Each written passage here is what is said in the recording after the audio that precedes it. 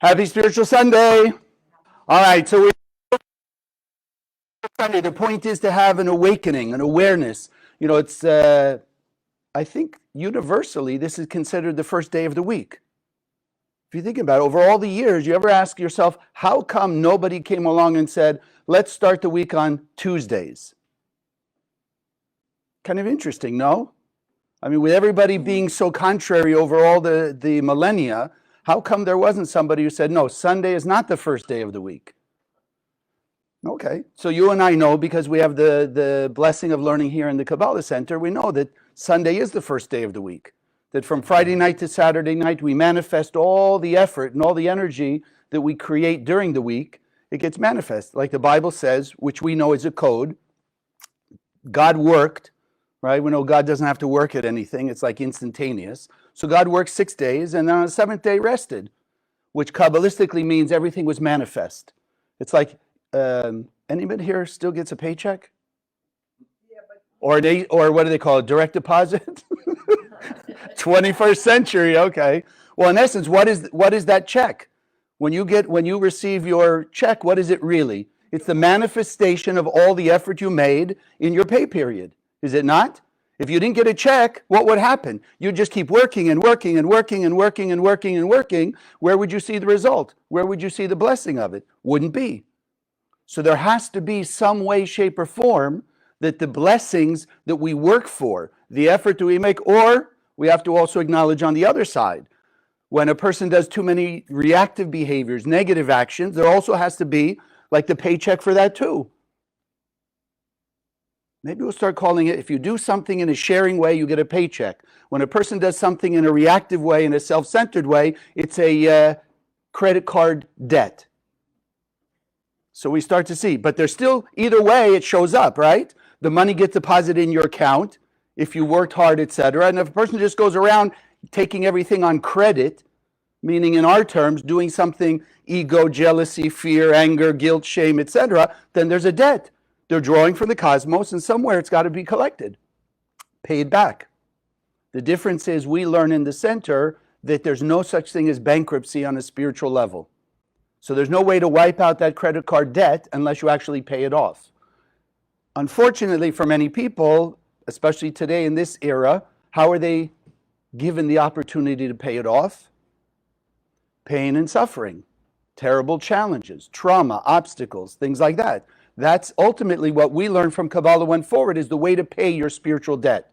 So what's the purpose of the center then? If everybody's got to pay, well, even along that metaphor, there's paying it off when it all comes due, or if a person doesn't pay it off on time, then there's penalties, interest, late fees, etc. That's why people's chaos and challenges get worse and worse, because their debt is getting bigger and bigger. The trouble is they don't realize it, because so many people are walking around this world unconscious of the laws of the universe. They think they're conscious, they think they've learned, but unfortunately they're unconscious about truly the root laws of the universe that are universal. Okay, so this is why, as we're about to do, we have our affirmation that we start off, every week. And those of you who are online with us now, welcome to join us. Let me make sure I got it here. Okay, so we're all going to say it together. Consciousness is everything. I raise my consciousness today to see the miracles and wonders of life. I commit myself to behave with greater love, compassion, and kindness towards all human beings. That's got to be not only our affirmation, but what we live by. It's got to be sort of our fundamental motto. How can we act with greater love, kindness, and compassion towards others? So here's one of the reasons I was inspired about this last week. One of the reasons that people usually aren't that way, because even if you read literally the Bible, there's the concept of the fear of God. Or like some parents, or maybe even some teachers, depending on where you grew up, I'm going to put the fear of God in you, which usually is not a very good thing. So then it got translated into having a fear of the Creator God. Why? Because if you read the Bible, which you and I know from the Zohar, person who takes the Bible only on its literal level, only on its literal level. We believe those people existed, those things happened, but the real key is the spiritual laws that they're setting the example for. So the Bible says, so the Zohar says, only a foolish ignoramus, to be kind, would take the Bible only on its literal level. So you read in the Bible, God said, follow my laws or this will be the punishment. So you have reward and punishment. So then people have a human aspect, a human consciousness or concept, fear of God, right? Like a parent with a stick who's running after you. You know that you did something wrong and they're now going to chase you.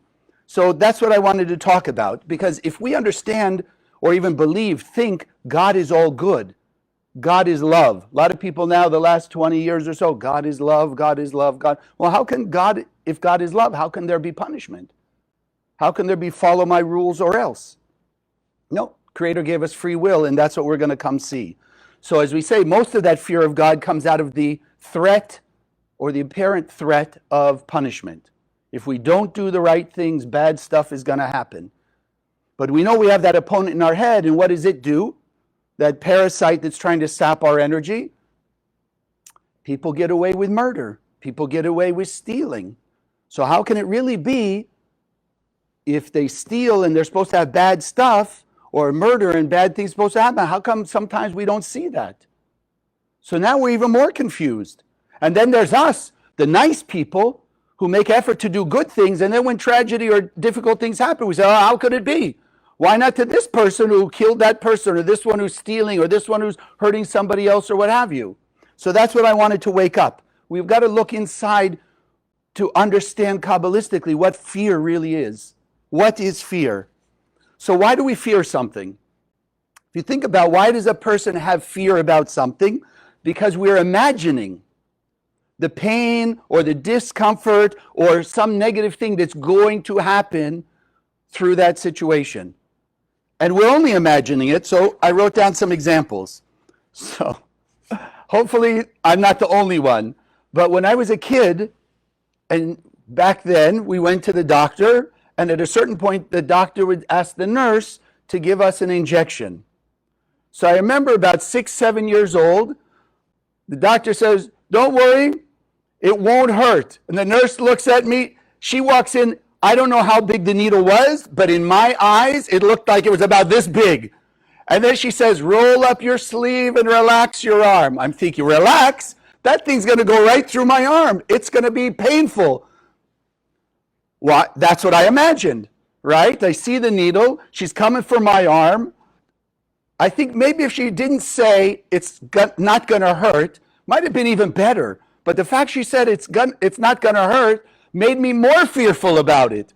Because, even at 6, 7, they're going to tell you that so that you don't worry in the moment, and then boom, it's going to get you. Okay, so you have something like that. Or parents. Why are parents scared when their kids, especially when they're younger, are at the corner standing at the curb? Why? Because they can imagine. They're already scared because they're imagining the kid, heaven forbid, getting hit by a car or having some accident. Riding on a roller coaster. Why do people have fear when they're at an amusement park? It's not the roller coaster because they're already imagining. They're going to get on that roller coaster and they're going to be sick in some way. Or there's something more, let's say more physical.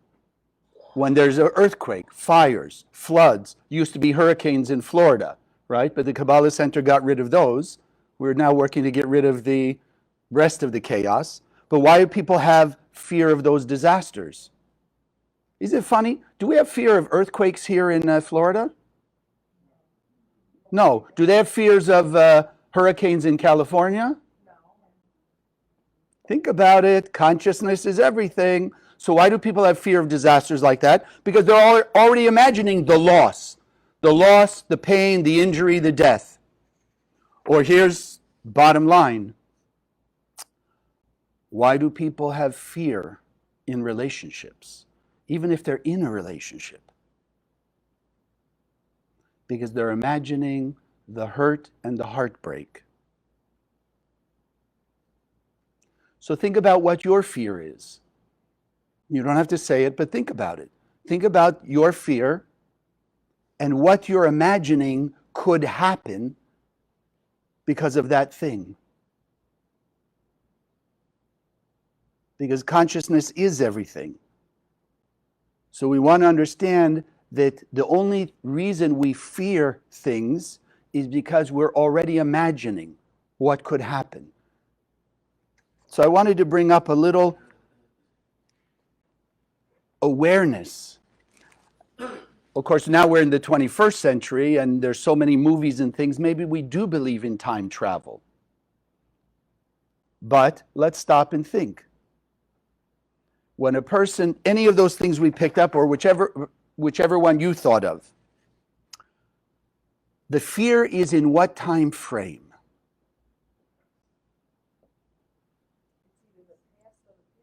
It's the future. Mostly, what could happen? They're looking at the roller coaster. What could happen in the next 5-10 minutes? They're looking at the kid at the curb. What could happen 5 minutes, 2 seconds? Everything is what could happen in the future.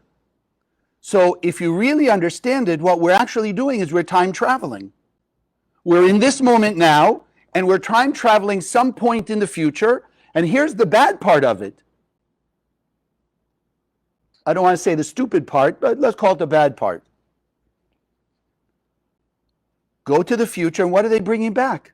The bad stuff, right? The car accident could happen. Disaster could happen. The heartbreak could happen. The loss could happen.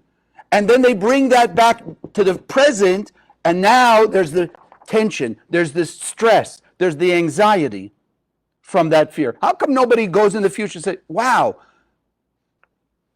next year I'm going to be healthy, wealthy, and wise, right? In 10 years from now, the world's going to be at peace. And bring that back now. Wouldn't that be better? Like when we teach this in the class, I always say, if you're already going to make something up, why don't you make up the good? Why do you have to bring back all the bad? Here's the other part now. Let's think about it. You jumped in the future, you only brought back bad possibilities so you can be stressed out now. Intelligent, yes? That's what this parasite called the opponent, the adversary, does to us, right? Because that's how it gets our energy. When we're shaking with fear, in those simple terms, that energy of the shaking goes to the opponent. Now it has more power to taunt us with greater fear, anger, jealousy, ego, selfishness, etc. So, is there any guarantee that that bad thing is going to happen? Whatever you're imagining, whatever your fear is, and you're thinking you're imagining the bad stuff, any guarantee that's going to happen?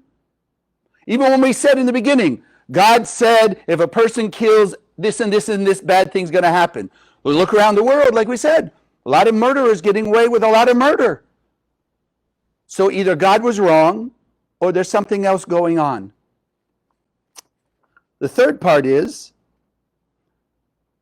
even like you're saying, if it happened once, a person was bitten by a dog when they were 12 years old, and now they're 52, so it's 40 years. They haven't been bitten in 40 years. It never happened again. But they hear a little chihuahua going, "Oop, oop, oop," and suddenly, again, all the fear. Why? Because that opponent takes them back 40 years to when they were bit by the dog, and whatever all the disastrous things that happened to them then. But in 40 years, it didn't happen. That's a pretty good track record, no? After 40 years, wouldn't you say, well, if it hasn't happened at this point, it's not going to happen? We say that with good stuff. Person's in a job, they think this job is going to be really great. They're going to work hard, get promoted, make a lot of money. And they're in it for 5 years, 10 years. Most people won't wait 40 years. 5 years, they go, it didn't happen yet. It's not going to happen. So how come with the negativity, we could hold on for 40, 50, 80 years? Or just off a little bit off tangent. What about people, somebody who's been dead 40 years, 50 years, 60 years, and the person who's alive on this side still having anger, resentment, guilt, or shame? Does that make any sense? Only if you learn Kabbalah. What we learn here, now it can make sense, and that's where I want to go. So if it happened once, doesn't mean it's going to happen again. But like you were saying, time travel. So there's time travel to the past, time travel to the future. Either way, we're not in the moment. And the sad part is, either way, we've taken some negativity from the past or the future and brought it today to live it out today, as if it could be real. And 21st century. So they're finally almost catching up. They're only about 2,900 years behind Kabbalah. But even the scientists today are telling us your mind creates your reality. And now they have a very fancy word for it. Epigenetics. What you hold in your mind will manifest in the body and the life. Kabbalists have been teaching us that for thousands of years, calling it all different things. Mind over matter. Consciousness is everything. Now they're proving it. So why didn't we believe the Kabbalists 2,000, 3,000, 4,000 years ago? It seemed too far out. Who could believe it? Your mind creates your reality. Even when I was a kid, some of you are, what's a good word besides mature? Some of you, okay, all right, been around, circled the globe quite a number of times, okay? So you remember, and I never thought, even probably the first 7, 8 years I was teaching Kabbalah, it didn't strike me. I remember placebos. My father was a pharmacist, and he used to tell me about some of the things that the doctors would prescribe sugar pills, right, and give it to these patients, and these patients would, have miraculous change in the ailment or whatever it was. Well, if you stop and think placebo, what does that really mean? Mind over matter. What your mind thinks creates. So when I got to Kabbalah, the Rav wrote in, what book was it? Taming Chaos, I think. He writes about a very famous story, I think from the 70s, that some guy was in had some huge cancerous tumor. And the doctor gave him saline solution, telling him it was this new experimental drug that it was curing cancer.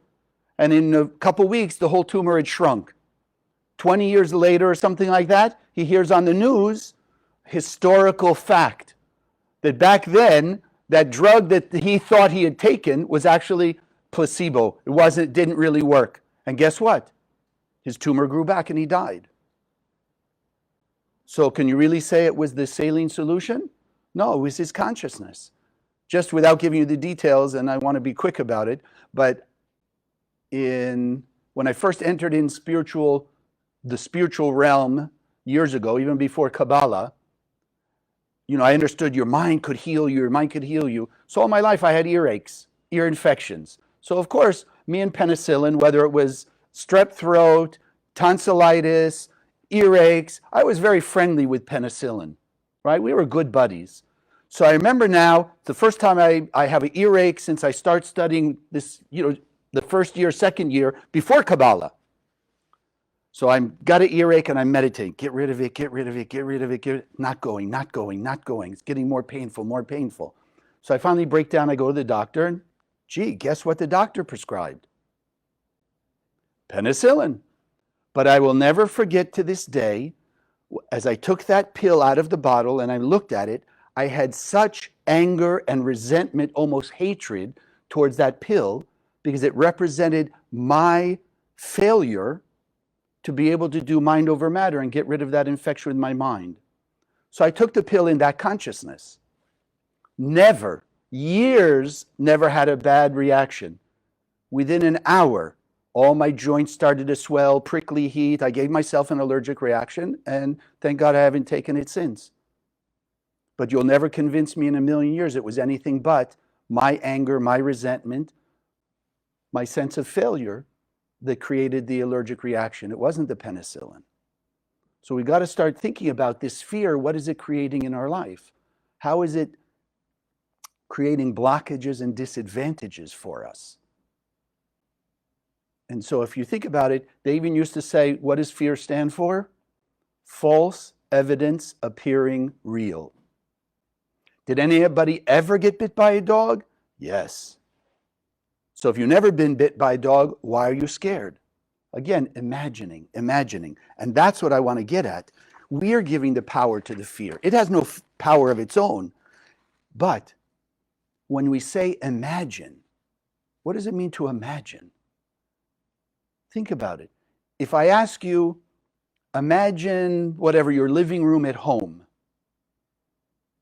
right? I really want you to imagine the living room at home. Probably what's one of the first things we'll do, close your eyes and you'll start envisioning, right? You'll start looking inside your mind's eye for that living room, the furniture, whatever, the television, whatever may be there, yes? So what's a true word, alternative word for imagine? Is to see. To see. So a person sees the roller coaster. In their mind's eye, they're already seeing being sick. The parent with the kid at the curb, they're already seeing the car accident, the kid being hit or almost hit or something like that. So fear is not only time travel, but it's an aspect, it's a facet of our vision. We're creating images in our mind.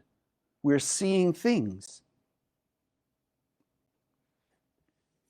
So what you and I want, if we're understanding now fear is just an aspect of seeing, we want, if we understand and we hold the consciousness, the light is infinite, then we want transformation. We want to be able to transform our fear because there's really no way of getting rid of it without transformation. And again, that goes back even to 20th century science, where they were only 3,000 years behind us.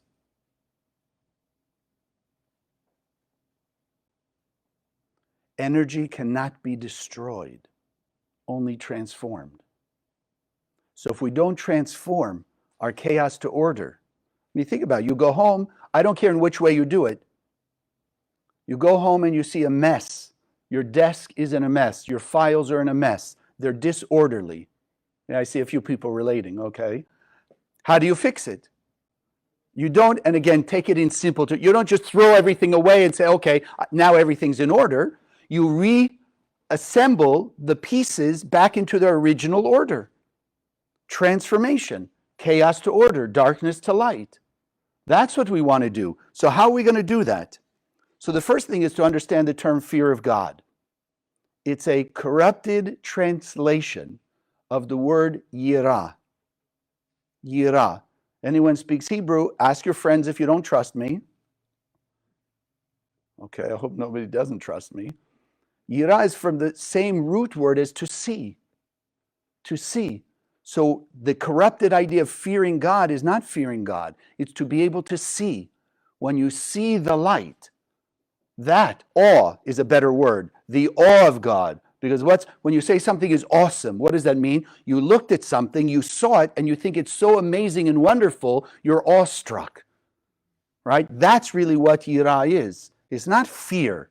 It's to be in awe of, to see. That's why the Zohar explains everything. And again, in the last 20 years or so, now people coming out of the woodwork to talk about the law of attraction, cause and effect.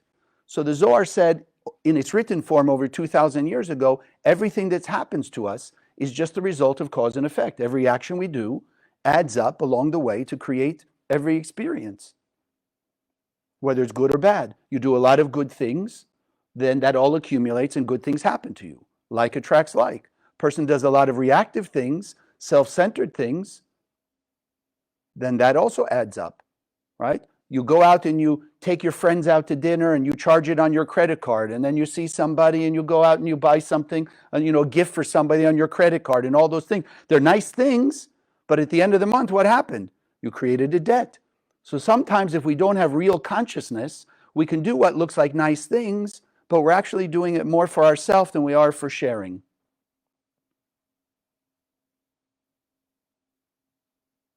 Hope I didn't push too many buttons. How do you know? Ask yourself, when you do a nice thing, are you thinking about how you'll be looked at, what they'll think about you? Are you creating, some obligation? I help them, they help me. I'll give for them, they'll give for me. Then it's not real sharing. Because real sharing means that we only focus on having the effect, the benefit come back from the universe, from the light of the Creator, not from a person. It'll come eventually through people, perhaps, but not from them. We want it from the Creator. And therefore, we're more able to just share unconditionally. True sharing. Okay. So if you know the system, you ever seen the first or second page of an instruction manual for an electrical device? Used to have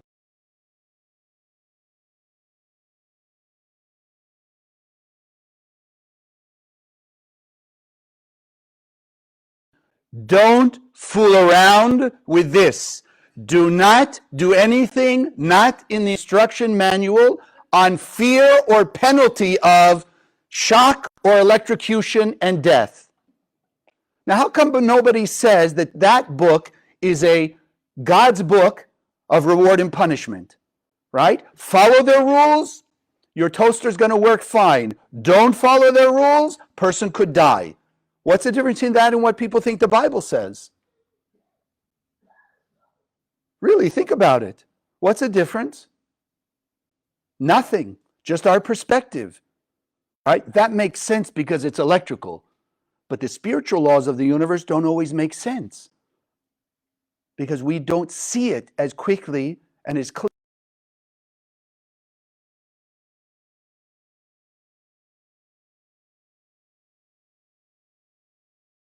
Not if the light's there.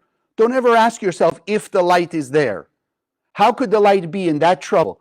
Person has problem, they difficulty at work, with friends, with health, whatever it is. Don't say if the light is there.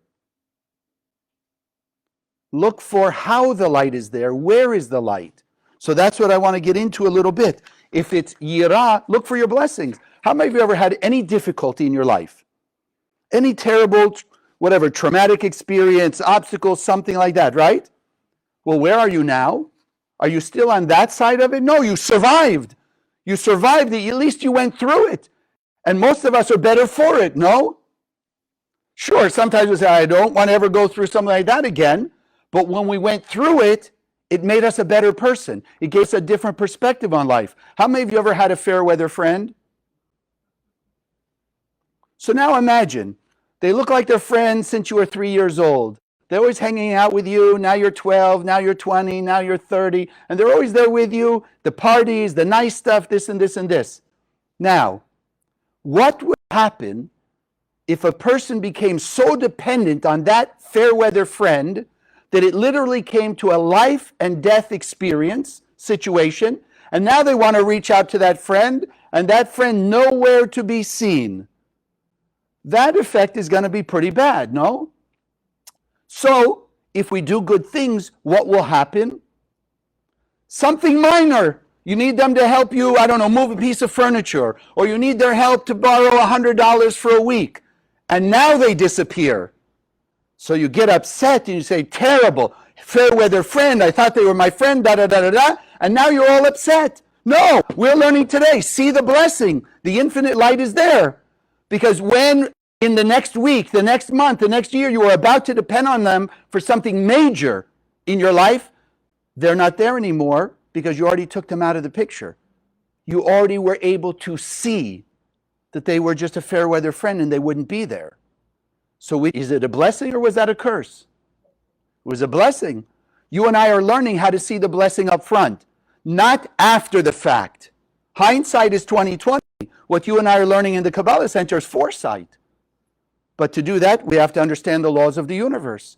So we learned the Zohar is making clear what the laws of the universe are.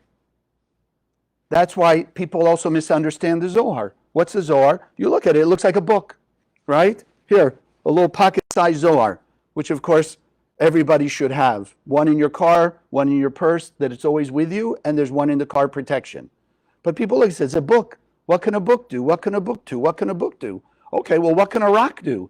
If you don't throw it at somebody, how can a rock just sitting next to a person, how can that be anything? But today we know. One, if it's a rock of uranium, everyone knows what uranium is, yes? Okay, just to make sure. Right? If there's a rock and a person doesn't know it's uranium, does that mean nothing happens? No. If they hang out with it too much, they're going to get radiation sickness. Could die, yes? From radiation. Okay, but it's only a rock. So what makes a book any different? So you and I know that because it's written in the Aramaic language, just as we'll have our meditation at the end on the 72 names, that's the language of the light. That's the language of our soul. So it just shines light. So by having it around you, it's like a big beacon of light. Right? When you go out camping, you get a lantern. You turn it on, it just radiates light. Now you're in a sphere of light, yes? But it's just pieces of metal and a piece of glass called a light.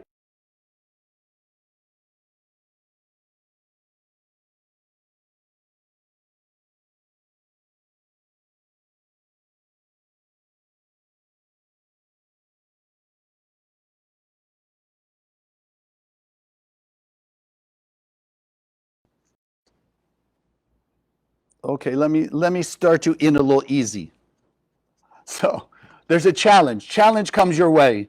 Whatever the challenge is, right away you're triggered. Somebody on the street stops at the yellow light and you wanted to go through, but you can't because they stop. Right? Starting to trigger a little frustration, a little anger, maybe a few choice words at the driver in the other car. Or whatever challenge it is. When we can yira, when we can see the light of the Creator in that challenge, whatever the challenge is, then it's easier to extract the light from it. We learn how to do that, but it's going to be difficult if a person doesn't think there's light. Imagine an oil well.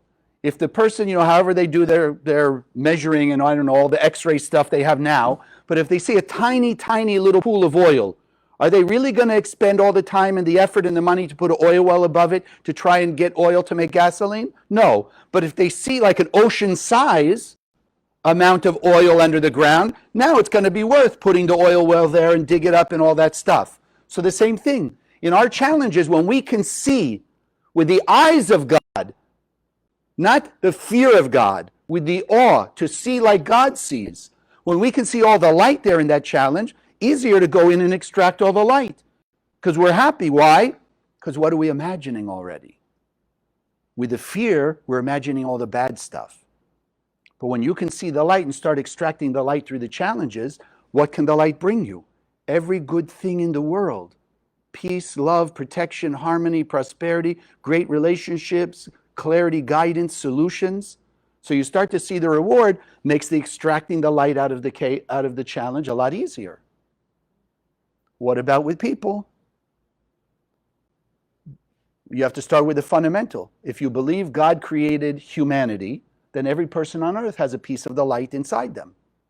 So then no matter what we, because we also do it, no matter what we are there doing on the outside, our job is to look through the outside and see the light inside. Why? Because then it makes it easier for us to connect to the light in their soul. Most times, when the parasite in our head, that opponent, makes us look at other people, we see the outside. What they said, what they did, how in some way they harmed us. So then what do we want to do? We want to disconnect. But in the old days, it was more, even today, you're vacuuming your house, and it's not one of those rechargeable, it's got the cord. The cord's plugged into the electrical outlet, and you go too far and you pull. What happens the moment that cord gets disconnected from the electricity? Doesn't work. The same with our soul. We are meant to. We can only have true ultimate vitality for ourselves by plugging our soul into the soul of 8 billion people on the planet. So when we can see the light in them through the outside, doesn't mean we agree with what they do, doesn't mean we ever have to hang out with them or see them physically again. But from our point of view, we got to plug our 8 billion pieces of our soul, that wiring, into their soul. So we've got to be able to see the light in every person on earth, plug into their soul that same way, because then we get charged up. We don't get their negativity. You know when you get the negativity of that nasty person? Here's the paradox, the irony. You think you run away because you got angry at them, you push them out of your life, you hold resentment, etc. No. As long as you hold resentment or negative feelings towards a person, they might as well be handcuffed to you and feeding you like on a blood transfusion between you and them. You cannot disconnect from a person with those negative emotions. The only way to disconnect from their negativity is connect to the light in their soul. Light pushes away darkness. Darkness will only connect with darkness. Tough lesson. But if we hold it in our consciousness and act upon it, then we're going to be blessed. Because then we can really start transforming our darkness to light and stay in a bigger sphere of light. And then, of course, here comes maybe the biggest one. This opponent, this programming that we've put in our head to give us free will.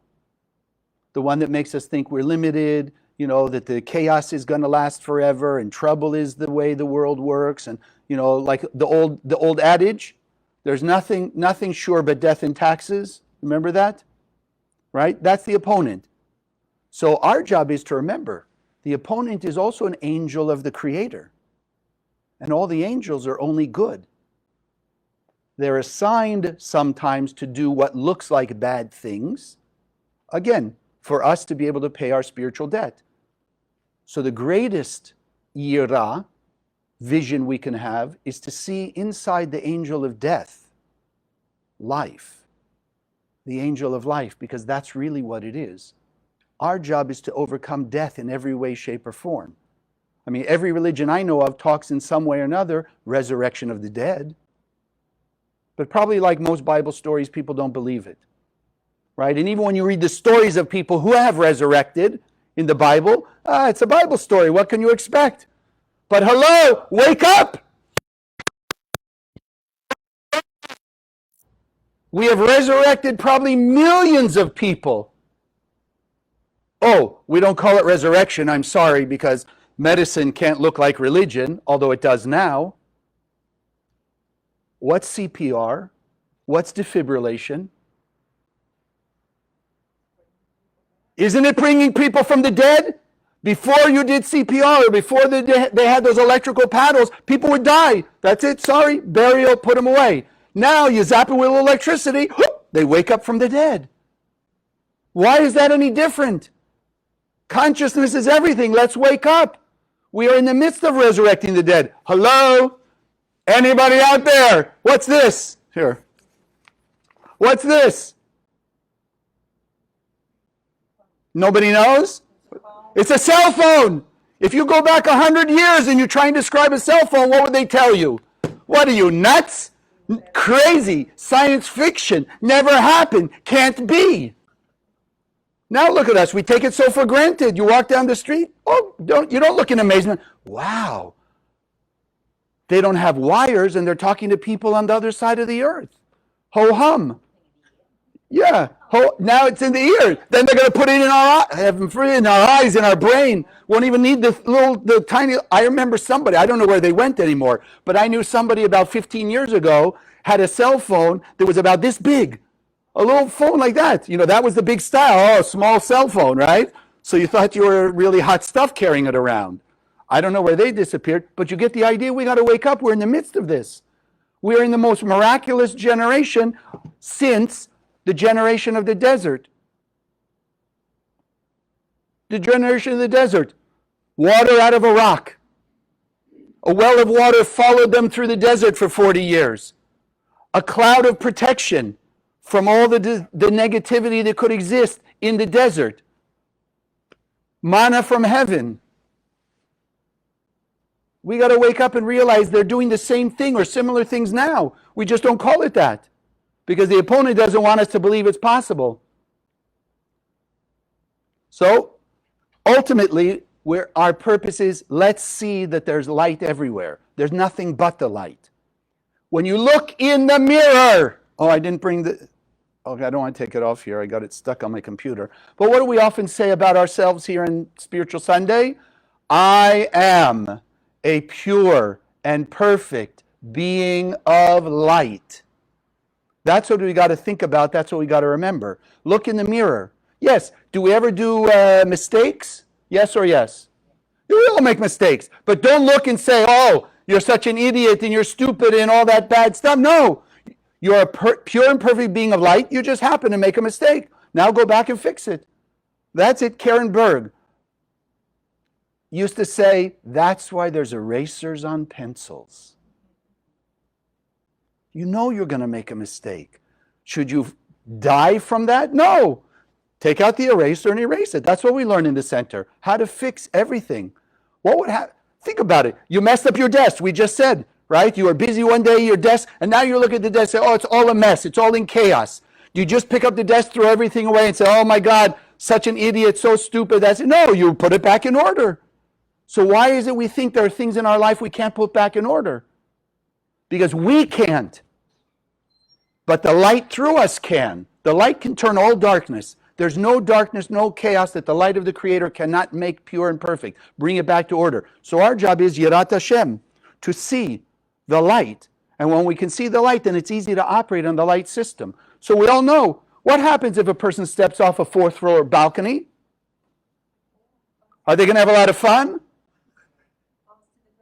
Yeah, falls to the ground and probably won't be with us on this side very much longer. No? So you tell them, be cautious. Don't step off a 4th floor balcony or else. So all the Bible's telling us is, hey, I advise you, don't murder because it's going to come back 10 times worse. Don't steal because it's going to come back 10 times worse. So it's not about punishment. It's cause and effect. Simple cause and effect. That's all. That's what we're really talking about. So you and I, King David says, blessed are the people who are constantly in fear. Sounds exactly the opposite of what we've just been talking about. What does he mean? If a person is in fear of their ego taking over, then they're going to push themselves as consciously and as with much intensity to be humble all the time. When a person is in fear of their anger, they're going to be conscious, cautious, more aware about not letting their anger take over, being more compassionate, being more forgiving, being more understanding. That's what King David meant. If we're in fear ultimately of any disconnection from the light of the Creator, then we're always going to be on guard about how to behave with kindness and forgiveness and generosity and tolerance. Then we don't have to worry about the bad stuff. And even when the bad stuff comes, like we've said, see the light in it, extract the light from it, you walk away more blessed, more peaceful, and less chaos. So that's what our work is. Have the fear that pushes us to be kinder and more compassionate, more caring, more generous, more humble. So if you think in that way, so just to sort of finish up, with God, there's nothing to fear except being disconnected. So what we want to do is work on seeing the light everywhere, in everyone, in every challenge. And when we see through the veils of illusion, when we can see past what our 5 senses, which are limited, show us, then we can be sure that the blessings in our life will increase because the light is there all the time. And as we say, the more we will act with greater love, kindness, and compassion towards all human beings, the more the universe will be able and empowered to bring us the same thing. More kindness, more love, more compassion, more blessings of all forms. God bless. Thank you. So before we do our offering, I just want to thank you all. I don't know, some of you may have seen, if you're supporters of the work here in the center, but this last year, because of your donations and your generosity, I think it was like 25,000 people were able to take Kabbalah classes online that couldn't afford it. The Zohar went out, I forget how many, tens of thousands of people were able to get Zohar at discounts because of the support that we gave. And so this is why here we always take the time to bless our offering. Yes, if something's touched your heart and opened you up to some possibility, some greater possibility, then be a little more unlimited. Be willing to just share more, because what you're supporting is going out to affect 8 billion people on the planet. And as you can simply see by either who's online with us or who's in this room, we're not all homogeneous. We're not all just whatever. Black, white, yellow, brown, Jewish, Christian, Muslim, Buddhist, etc. We're of all flavors, all types, etc. Because the soul is the one thing in common. And the center, the Kabbalah that we teach, is the technology of the soul. Not of a religion, not of a culture, not of a gender, not of a psychology, simply of the soul. The only thing that's absolutely universal. And so by supporting it and helping us to speed up the spread, whether it's the Zohar or the scholarships, you're helping to speed up the end of the angel of death and all the pain and suffering. So those of you who are here physically, if you want to hold your offering in your hands, those of you who are online, join us with the meditation. Then we're going to have our meditation on the 72 names. and I put the donation site. So just hold it in your hands. The first thing is just to have gratitude, being grateful for all the blessings the Creator has given us, all the blessings that our soul has led us to, even through the challenges in our life, to show us that we have the strength, the power, the ability of overcoming all those challenges and coming through better for it, a better person, a kinder person, more compassionate, and more sure about our abilities that the Creator gave us. And therefore, we want to inject that gratitude, our love, and our blessing into this offering, knowing that the effort we make to share with others and remove all the chaos is how much the universe can bring back to us. The greater effort we make, the greater effort the universe is allowed in return to bring back to us. And so we want to also envision, to have that yirah, to see the light of the Creator in 8 billion people, see the connection that exists between their soul and our soul. And putting with this love, with this blessing in this offering, the power to open up those channels that have been blocked, to be able to not only receive the blessing of the light, but also to awaken the light in the others more powerfully, more rapidly. And together we say, Amen. So as we talked about fear, let's see here. For those of you here, this is one of the 72 names of God. We've talked about the Aramaic or the Hebrew letters are simply particles of the light of the Creator, or as Karen called them, portals. So they literally shine light. Doesn't matter you know the names. In this case, it's Mem, Nun, Dalid. But it doesn't matter you know them. It's not a word. It's just a spiritual, chemical formula that allows us to overcome our fears. And overcoming the fear means to be able to see the light of the Creator everywhere. So just look at them. Let the shapes be engraved in your mind's eye. Mem, Nun, Dalid. And then if I can ask you, whether you're here or online with us, sitting comfortably in your chair, feet flat on the floor, hands in your lap, taking a few deep breaths, breathing in through the nose, hold the breath for a moment, exhale through the mouth. It's said that God breathed into man the breath of life, and man became a living soul. And so as we're drawing in the energy through the nose, hold it for a moment, that energy of light and life force, and then exhale to open up the blockages we may have had.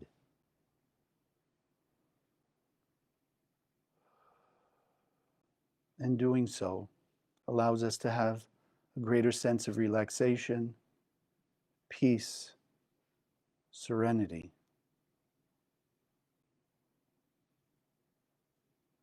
Just allowing yourself to feel enfolded in the spiritual, metaphysical arms of the Creator, of love, care, guidance.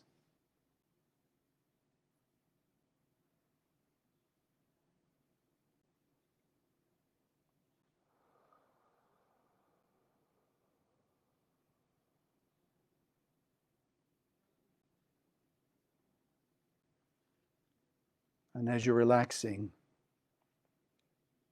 begin envisioning Mem, Nun, Dalid.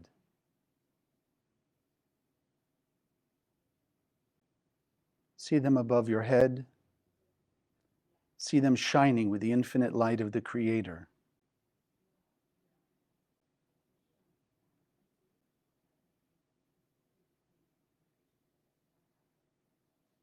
See them glowing with brilliant white light.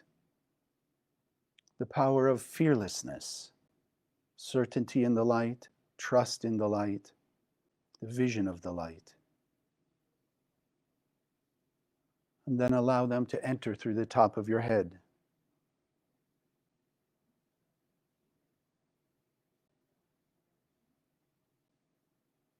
as they enter in your mind, having that awakening of the thoughts of certainty, the thoughts of the light in you, in them, in everyone and everything. Let that energy of the Mem Nun Dalet spread as it continues to flow from head to toe, letting your heart be open to the light in it, awakening the desire to let that light out, unconditional love that also allows each of us to see the light of unconditional love, the light of the Creator that exists already inside every person on earth. And as this Mem Nun Dalet energy reaches our feet, our toes, our heels, it brings with it the vision to run after opportunities to share transformationally, to share unconditionally. Because we now see more clearly the light that exists in us, in them, everywhere. So awakening the thought, the love, and the actions to act like God, to channel that light, to be better conduits, pipelines from the upper world through the Mem Nun Dalet out to the heart and soul of every person on earth. That we're plugging in more to the 8 billion aspects of light that we need for greater vitality, peace, protection, all the blessings. And simultaneously awakening that light in them. That as the light grows stronger, shining out of us and them, the chaos, the negativity, the selfishness, the limitations, the false beliefs disappear, transformed into the true technology of the light.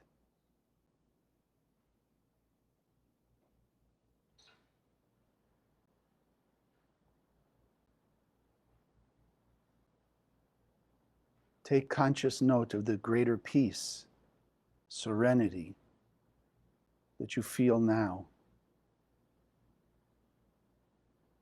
Being connected, even for this moment, to the light in the heart and soul of every person. Record it, acknowledge it, engrave it in your mind. It will be the front of your mind through every challenge, every obstacle, every blockage that comes your way.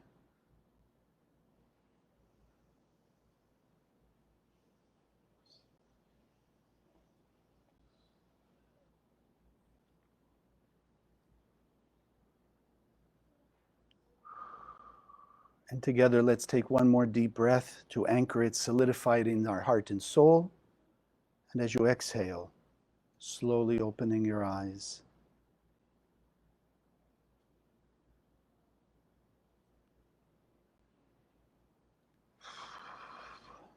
Okay. Those of you who are online, thank you for joining us today. It's great to see you from various parts of the world and also parts of Florida. Okay. Have a marvelous week. God bless you all. Again, if you have any questions or experiences you want to share, or if you'd like to arrange some private one-on-one meeting, you're welcome to do that. Just contact me through Facebook or email. And have a great week. God bless all of us and all the world. And let's make sure we're blessing all those people also, that we'll all have a better week and that greater peace will reign this week. And I look forward to seeing you next week. Thank you for joining us. If you liked what you saw, subscribe to this channel that you'll be notified when we post new videos. Share the video with your friends, they can also benefit. And check out the website, www.kabbalah.com, that's Kabbalah, for hundreds of articles and classes. Wish you an amazing day, and God bless.